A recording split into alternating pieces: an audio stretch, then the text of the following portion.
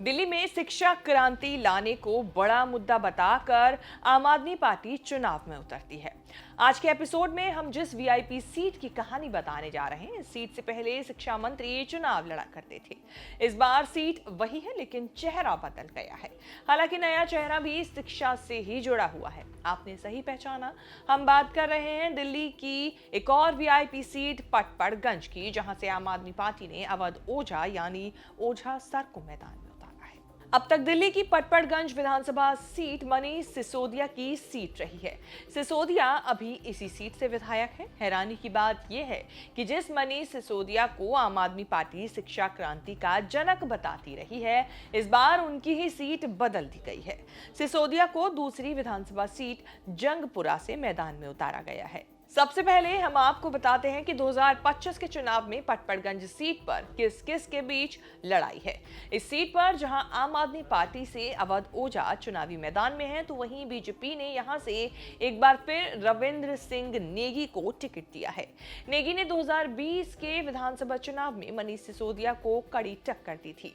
नेगी विनोद नगर ward 198 से निगम पार्षद भी रह चुके हैं। इसके अलावा कांग्रेस ने 2008 के विधानसभा चुनाव में यहां से विधायक रह चुके अनिल कुमार पर एक बार फिर से भरोसा जताया है। पटपड़गंज सीट पर इससे पिछले 3 चुनावों की बात करें तो 2013 से 2020 तक मनीष सिसोदिया की जीत हुई है।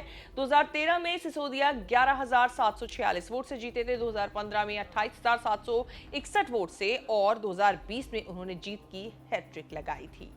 बात अगर साल 2020 में हुए विधानसभा चुनाव के नतीजों की जाए तो मनीष सिसोदिया को कुल 70,163 वोट मिले थे, जबकि दूसरे नंबर पर रहे रविंद्र सिंह नेगी को 66,956 वोट मिले। मतलब अंतर बहुत कम रहा। इसके अलावा तीसरे नंबर पर कांग्रेस के लक्ष्मण रावत को बहुत कम, सिर्फ 2,802 वोट मिले। पिछले 3 चुनावों में पटपड़गंज सीट पर आम आदमी पार्टी की झाड़ू चली है, लेकिन मार्जिन हर चुनाव में घटता रहा है। पिछले चुनाव में तो आखिरी चरण में महज 3,200 वोटों से आम आदमी पार्टी पटपड़गंज जीती, लेकिन इस बार कौन जीतेगा इसका आइडिया आप लगा सकते हैं। लोकसभा के इस आंकड़े से अगर 2024 में हुए लोकसभा चुनाव के नतीजों को विधानसभा में कन्वर्ट करें तो यानी बीजेपी लोकसभा चुनाव में पटपड़गंज से आगे रही थी।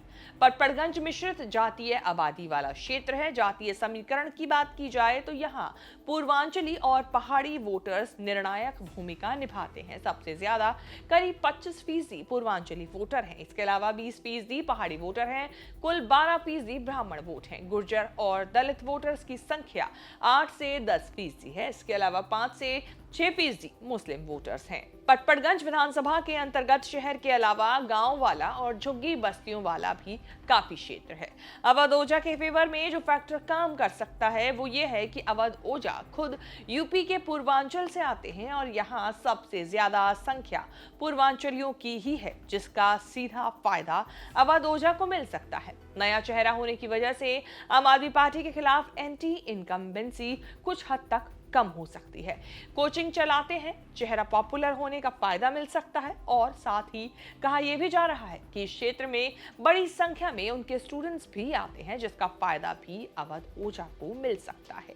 यहाँ ब्राह्मण वोट का भी अच्छा खासा प्रतिशत है, जिससे अवध ओझा को ब्राह्मण होने का फायदा भी मिल सकता है। तो वहीं जो फैक्टर उनके खिलाफ काम कर सकते हैं वो ये है कि 2024 के लोकसभा चुनाव में बीजेपी 29,000 वोट से इस सीट पर आगे रही। उत्तराखंड के प्रवासी वोटर 20% है। पिछली बार उनका वोट बीजेपी के रविंद्र नेगी की तरफ चला गया था। इस बार भी ऐसा हो सकता है।